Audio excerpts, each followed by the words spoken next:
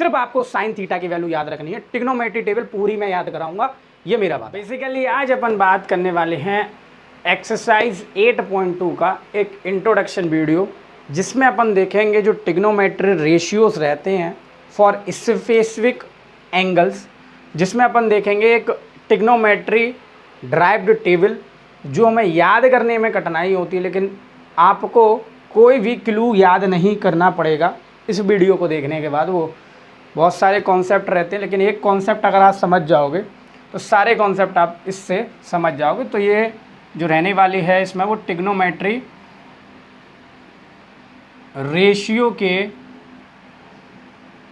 Of some specific angles की बात करेंगे हम इस चैप्टर में या इस इंट्रोडक्शन लेक्चर में।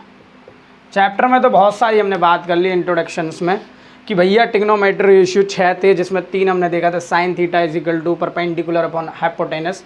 एक ट्रिक के तौर पर भी हमने सीखा था, पंडित बद्री प्रसाद हर हर बोलें सोना चांदी तोलें। ये पर्टिकुलर हमने ट्रिक्स इंट्रोडक्शंस में इंट्रोड्यूस की थी। तो अब बात कर रहे हैं सम स्पेसिफिक एंगल्स।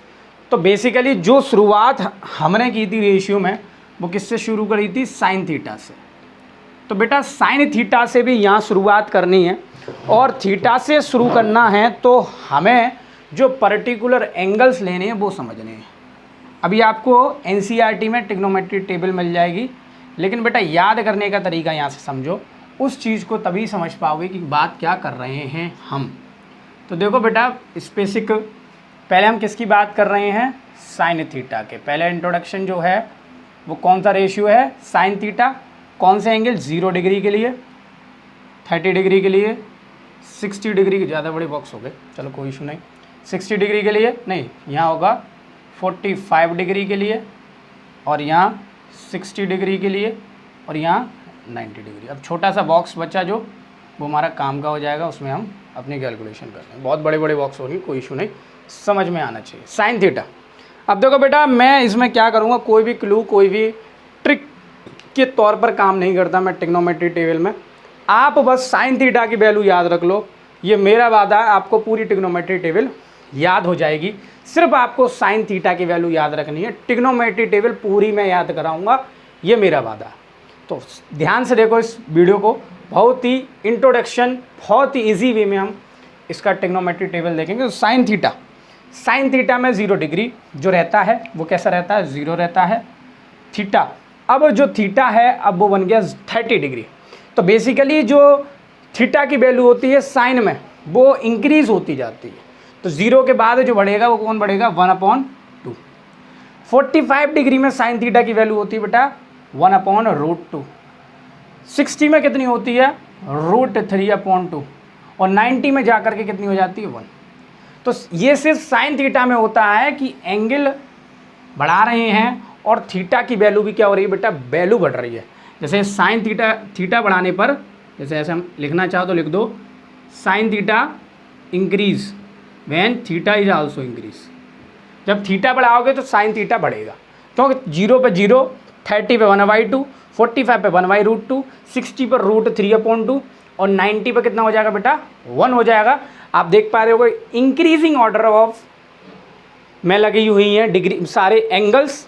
और जब साइन की वैल्यू कब बढ़ेगी? जब मैं किसकी वैल्यू बढ़ाऊंगा? थीटा की वैल्यू बढ़ाऊंगा। थीटा मतलब एंगल की वैल्यू बढ़ाऊंगा, तो साइन की वैल्यू अपने आप बढ़ेगी। तो देखते हैं बेटा इसके बाद जो रेशियो आता है वो आता है कॉस थीटा।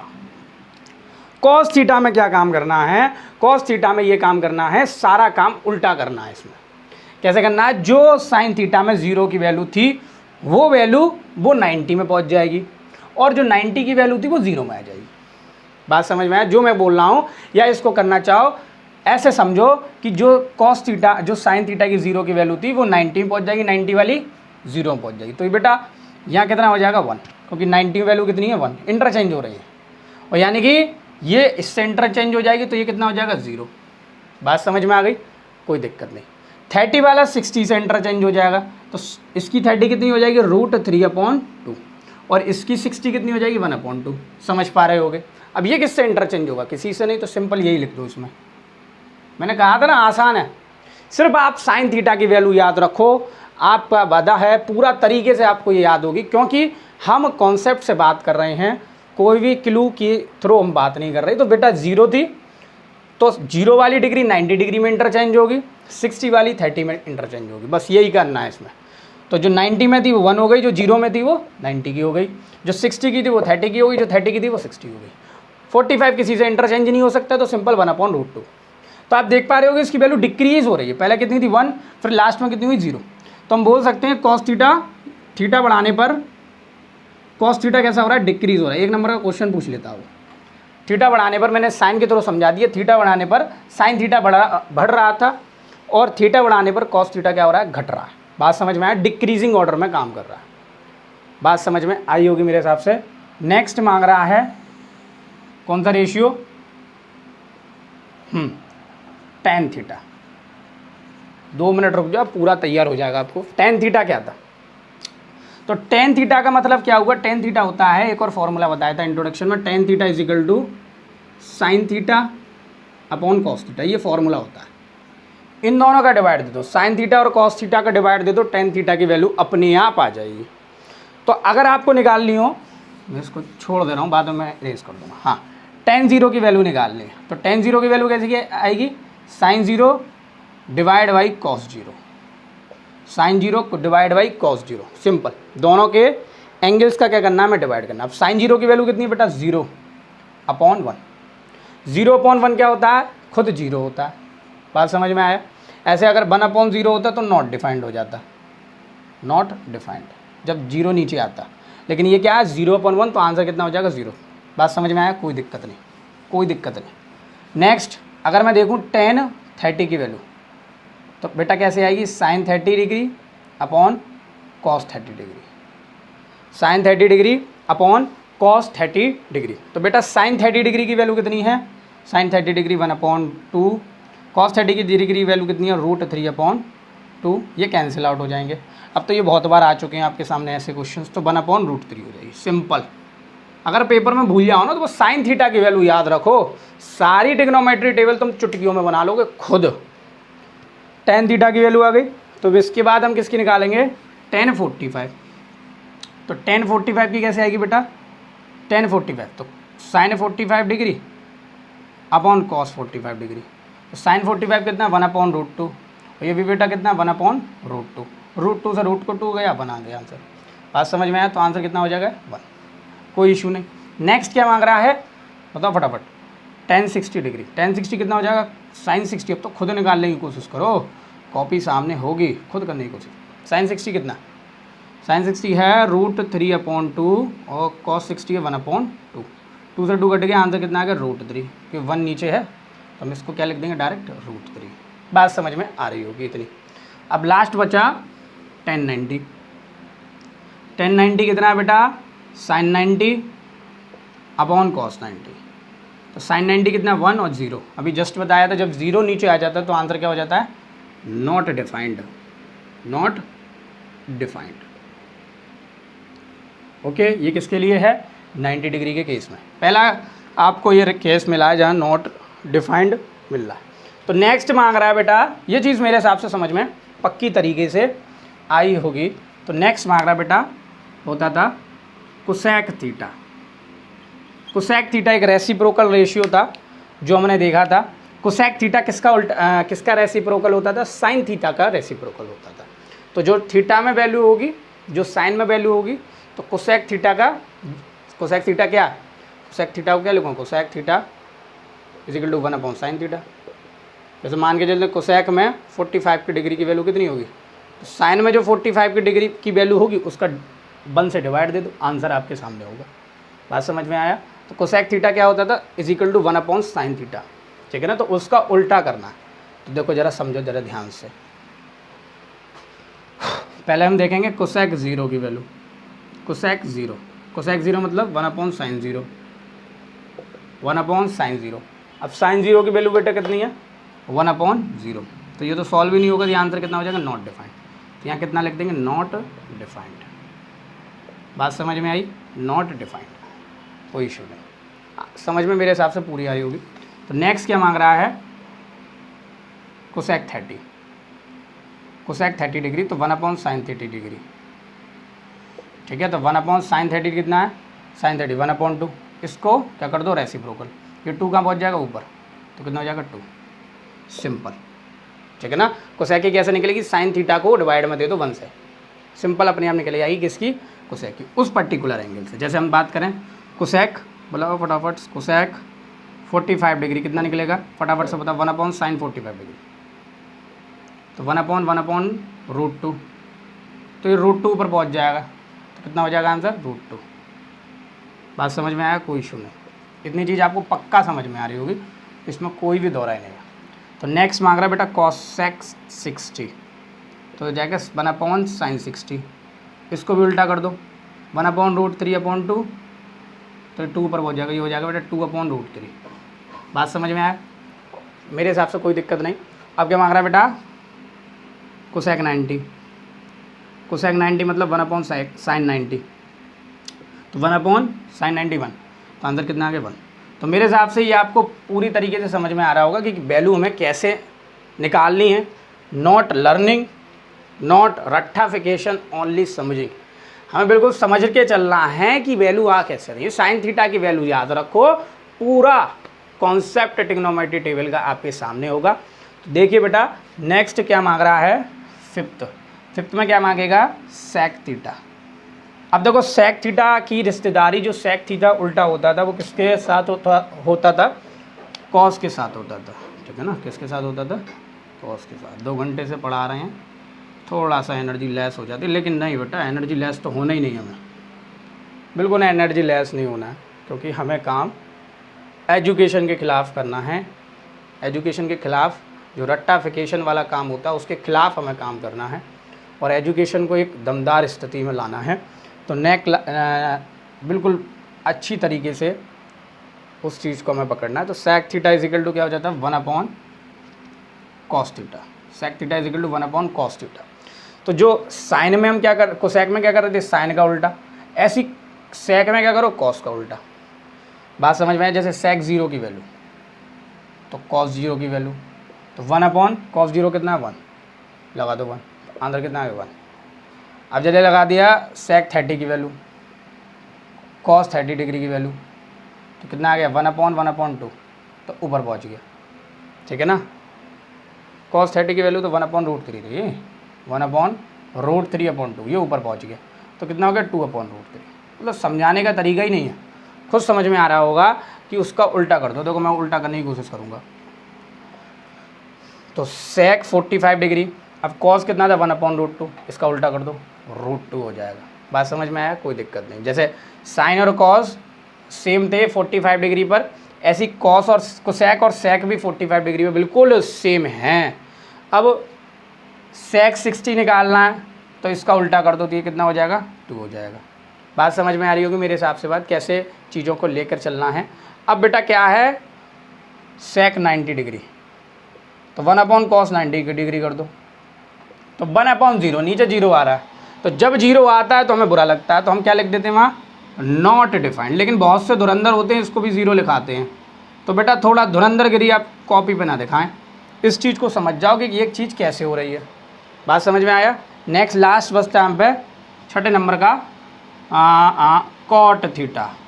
तो कॉट थीटा बेटा टेंजेंट, जो टेंजेंट था मतलब टेन थीटा था, उसका उल्टा होगा।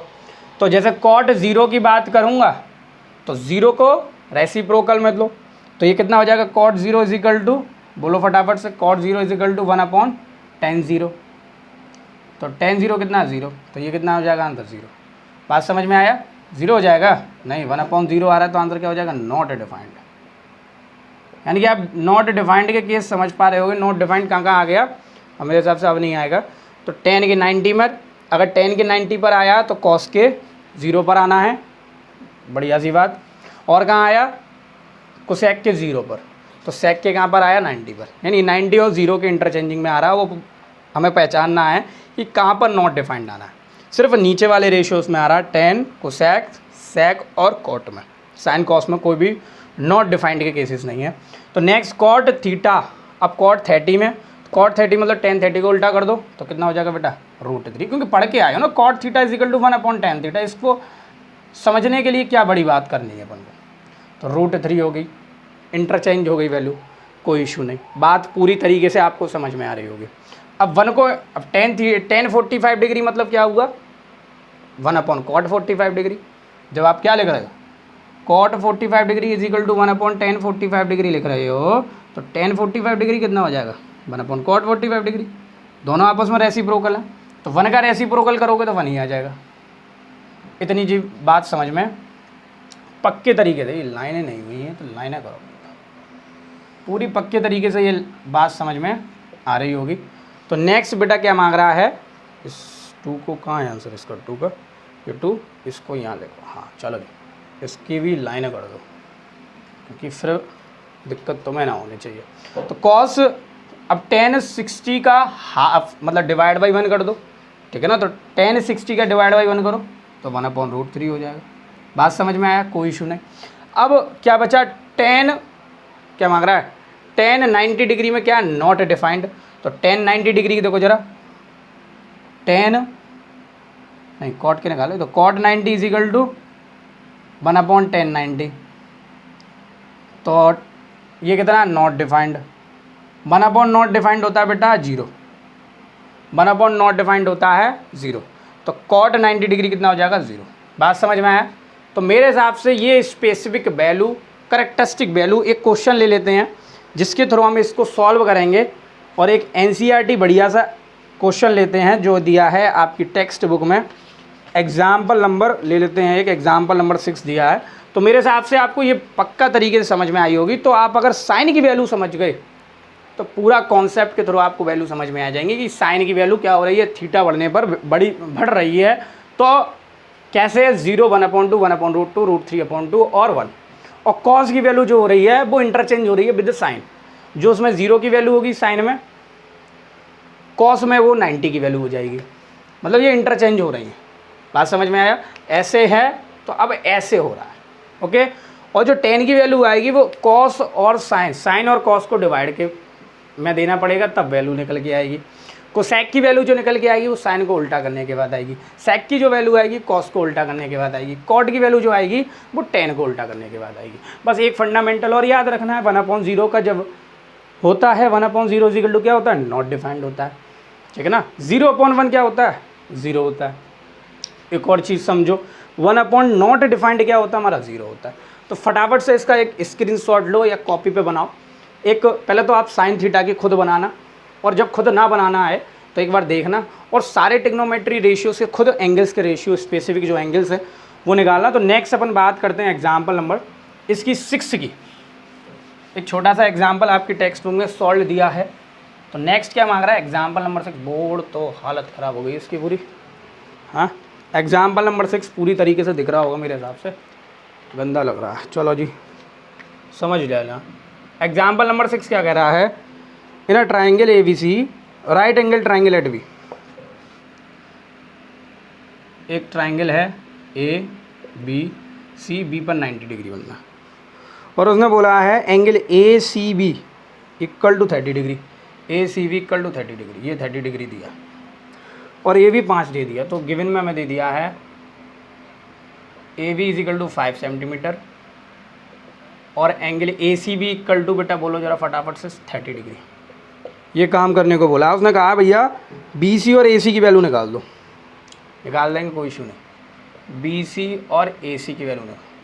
अब तुम्हारे दिमाग में आ रही होगी बात, सर पाइथागोरस थ्योरम लगाओ और आराम से क्वेश्चन को सॉल्व कर दो, काहे इतना काम करना।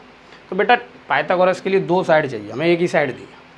तो इस वजह से टिग्नोमेट्री की वैल्यू थी, मैंने इंट्रोडक्शन में बताया था टिग्नोमेट्री की डिमांड क्यों बढ़ती है, क्योंकि वहाँ पर अनएक्सपेक्टेड चीज़ों को निकाला जा सकता है। कहाँ हमें एक साइड दी है और हम 2 साइड निकालना है, ट्राइंगल्स की हाइपोटेनस और बेस भी निकालना, परपेंडिकुलर दिया। तो इस वजह से टिग्नोमेट्री की डिमांड है, क्योंकि वहाँ अनएक्सपेक्टेड चीज़ें निकल रही हैं कि यहाँ परपेंडिकुलर दिया है और बेस निकालना है किससे, साइड से, और एंगल के रेशियो से हम क्या निकाल लेंगे, इसकी साइडें निकाल लेंगे। तो देखते हैं बेटा सॉल्यूशन। तो हमें क्या निकालना है, BC निकालना है। तो पहला तो ये समझो हमें परपेंडिकुलर दिया है, तो परपेंडिकुलर की रिलेशन, ये परपेंडिकुलर है क्योंकि C के सामने वाला परपेंडिकुलर, ये बेस हो गया, हाइपोटेनस हो गया। अब अपन क्या लगाते हैं, देखो हम बहुत सारे पढ़ के आए, tan P क्या होता है, 10 पी होता है, 10 पी तो नहीं है, 10 सी लेते हैं, 10 एंगल सी। तो बेटा बेसिकली अगर मैं बोलना चाहूँ तो 10 एंगल सी कितना हो जाएगा, परपेंडिकुलर अपॉन बेस। तो बेटा परपेंडिकुलर कौन है, उसके सामने वाला, तो ए बी, बेस कौन है, बी सी। तो 10 एंगल सी, सी की वैल्यू बेटा कितनी दी है, 30 डिग्री। 10 30 डिग्री की मतलब एंगल सी की वैल्यू कितनी दी है, 30 डिग्री। तो सी की जगह मैंने 30 डिग्री लिख दिया। ए बी की वैल्यू कितनी दी है, 5, बी सी की वैल्यू निकाल ली। अब तुम ट्रिग्नोमेट्री टेबल पढ़ के आए हो, 10 30 की वैल्यू कितनी होती थी, जरा फटाफट से बताओ। 10 30 कैसे आया, साइन 30 अपॉन कॉस 30। अब सर हमें तो साइन की याद है, 10 की नहीं याद। तो साइन की याद आती है तो बढ़िया बात है। तो साइन की कितनी होती है, 1/2। और कॉस 30 की वैल्यू होती है जो साइन में 60 होता है। कॉस 30 की वैल्यू वो होती है जो साइन में 60 होता है। ये चीज़ें आपको समझनी पड़ेंगी। तो √3/2, तो 2 से 2 कैंसिल आउट, आंसर इज 1/√3। यानी कि खुद वैल्यू निकालना सीख गए आप। तो 10 30 की वैल्यू कितनी होगी, 1/√3। तो लिख दो यहाँ 5/BC। तो BC उधर गया, तो BC ऑफ √3 उधर गया। तो 5√3 सेंटीमीटर, ये किसकी वैल्यू हो गई अपन को, BC की वैल्यू हो गई। BC मतलब बेस की वैल्यू हो गई। तो मैंने कहा था ना बहुत सारी चीज़ें निकालना सीखोगे। अब तो मैं क्या निकालना है, अब लगा दो सर पर पाइथागोरस थ्योरम। अरे इतनी चीज़ें पढ़ी हैं तो पाइथा क्यों लगाएं अब हाइपोटेनस भी हम इसी रेशियो से निकालेंगे। अब हाइपोटेनस के लिए रेशियो कौन कौन से होते थे, एक तो होता था हमारे sine theta is equal to perpendicular upon hypotenuse, cos theta is equal to base upon hypotenuse, cosec theta is equal to hypotenuse upon perpendicular, sec theta is equal to hypotenuse upon base. ये सारे रेशियोज को हम लगा सकते हैं बिकॉज ऑफ दैट यहाँ relationship किसकी दी है, हाइपोटेनस और परपेंडिकुलर और बेस की दी है। जो कि परपेंडिकुलर और बेस हमने निकाल ली है तो कोई भी रेशियो निकाल सकते हैं। लेकिन जब दिए नहीं है तो हमें कुछ पर्टिकुलर रेशियोज निकालने पड़ते हैं, वो आपको खुद करना आएगा। तो कुछ भी लगाना चाहो वो लगा दो। तो हम छोटा सा साधारण सा साइन थीटा लगा देते हैं। Sine theta is equal to perpendicular upon hypotenuse. क्यों इतना दिमाग लगाएं उसमें वैल्यू निकालने के लिए। तो थीटा मतलब यहाँ बेटा सी लिख दे रहा हूँ मैं। ऐसा क्यों लिख रहा हूँ, क्योंकि उसमें बोला है कि थीटा पर मतलब सी के थ्रू में सारी वैल्यूज निकालनी है। तो साइन एंगल सी बेटा, साइन की वैल्यू एंगल सी की वैल्यू दी है 30 डिग्री। परपेंडिकुलर कितना दिया है 5, उसके सामने वाला परपेंडिकुलर h, h मतलब हाइपोटेनस निकालनी है। तो साइन 30 की वैल्यू अभी जस्ट अपने बताई थी 1/2 इजिकल टू 5/h, ठीक है ना। तो h इधर गया, h इजिकल टू 10 सेंटीमीटर, ये 2 उधर मल्टीप्लाई। तो मेरे हिसाब से ये चीज़ें आपको समझ में आ रही होंगी। तो आपका हाइपोटेनस भी आ गया और आपका परपेंडिकुलर भी आ गया और आपका बेस भी आ गया। तो एक और रिलेटेड टू एक और एग्जाम्पल लिखते हैं जब तक इसको फटाफट से उतारो। तो आइए देख लेते हैं मोस्ट वैल्यूएबल एग्जाम्पल्स जिसमें आपको और वाइड ऑफ इंफॉर्मेशन मिलेगी। एग्जाम्पल नंबर 7, ट्राइंगल दिया PQR, Q पर 90 बनना है। तो बेसिकली ये गया PQR, Q पर क्या बनना है बेटा 90, PQ 3 दिया, PR 6 दिया। एंगल QPR निकालना, ये एंगल निकालना। अब देखो लो भाई, साइड की मदद से PRQ भी निकालना। साइड की मदद से हमें क्या क्या चीज़ें निकालनी है। तो साइड की मदद से आपको क्या क्या निकालना है, एंगल निकालना। तो बेटा PR 6 सेंटीमीटर, PQ 3 सेंटीमीटर। और टू फाइंड या PQR निकालना है और दूसरा निकालना है QPR। साइड की मदद से ये सारी चीज़ें निकाल रही है। ऐसा कोई हमने आज तक पढ़ा कि साइड दे दी और हमें एंगल निकालना, ऐसा कुछ तो कुछ था ही नहीं। हमने तो बस वही सारी चीज़ें पढ़ी थी, ASA ASP, ठीक है ना। तो वो देख लेते हैं बेटा। तो देखो ज़रा सॉल्यूशन, यहाँ हम क्या लगा सकते हैं। यहाँ हमें परपेंडिकुलर दिया, अगर हम एंगल R के लिए जाएंगे तो ये परपेंडिकुलर है, ये हाइपोटेनस। एंगल R के लिए भी जा रहा हूँ तो परपेंडिकुलर और हाइपोटेनस का रेशियो तो सिर्फ साइन थीटा था। तो साइन थीटा परपेंडिकुलर और हाइपोटेनस हो जाता था। तो मैं यहाँ क्या लिख सकता हूँ, sine angle R, sine angle R is equal to PQ अपॉन PR, परपेंडिकुलर अपॉन हाइपोटेनस। अब PQ बेटा क्यों दिया, क्या दिया है 3 दिया है और PR कितना दिया है 6 दिया। अब ये चीज़ लगाई क्यों वो देखेंगे बेटा। 3/6 दिया, इसको हम कैंसिल आउट कर सकते हैं। तो कितना आ गया बेटा, या आप हाँ चलो कोई इशू नहीं। ये कितना हो जाएगा बेटा, ज़रा फटाफट से बताओ, 1/2। तो ये कितना चल रहा है, साइन एंगल आर।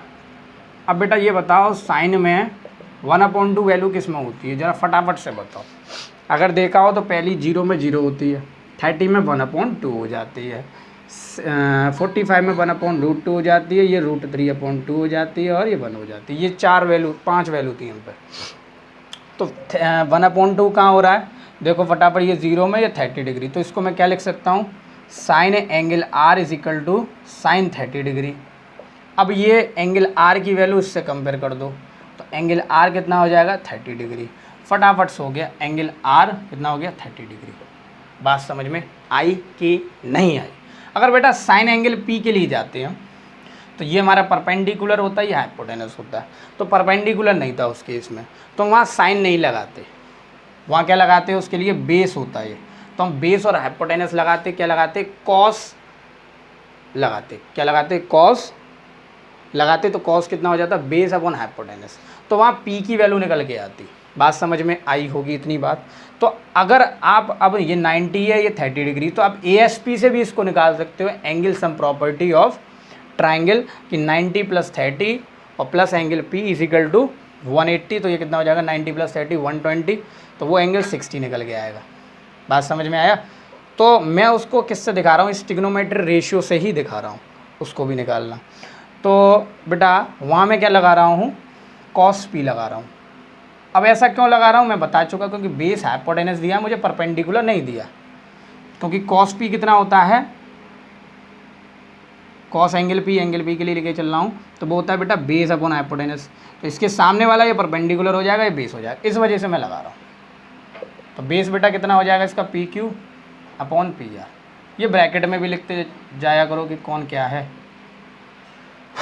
तो cos एंगल PQ बेटा कितना हो गया आपका, 3 दिया, PR आपका कितना दिया, 6। इसको काट दो। अगर आप जानते हो तो cos में 1/2 वैल्यू किस में होती थी, जो cos में वैल्यू होती थी 1/2 वो साइन में वैल्यू अलग होगी। तो cos में वैल्यू बेटा, साइन में वैल्यू 1/2 किसकी होती है, 30 डिग्री की, तो cos में वैल्यू हो जाएगी 60 डिग्री। ये इंटरचेंज होते थे 30 60, अगर देखा हुआ आपने पीछे तो cos इसको मैं क्या लिख दूँ, 60 डिग्री। इससे कंपेयर करोगे तो एंगल P की वैल्यू कितनी आ गई, 60 डिग्री। तो है ना, है कितना आसान। इसको लिख दो, एंगल R को लिख दो। तो जब PQR तो निकालना ही नहीं था, या निकाला था QPR। हाँ इसको लिख दो QPR, नाम ऊपर नीचे हो गए होंगे, QRP, और इसको लिख दो एंगल QPR। तो मेरे हिसाब से एक इंटरेस्टिंग वे रहता है हमारे सामने ट्रिग्नोमेट्री का, जिसमें हम इतनी सारी चीज़ें विदाउट एनी केस किसी की हेल्प से, सिर्फ साइन थीटा कॉस थीटा की हेल्प से ही कर रहे हैं। तो मेरे हिसाब से ये इंट्रोडक्शन वीडियो आपको बहुत ही अच्छी तरीके से क्लियरली इजीली समझ में आया होगा। तो अगर समझ में आया तो इसको ज़्यादा से ज़्यादा शेयर करो, ताकि सारे बच्चे इस ट्रिग्नोमेट्री के भूत को बेसिक से भगा सकें। तो जब तक बने रहिए आयुष जैन क्लासिक के साथ, पढ़ते रहिए, बढ़ते रहिए।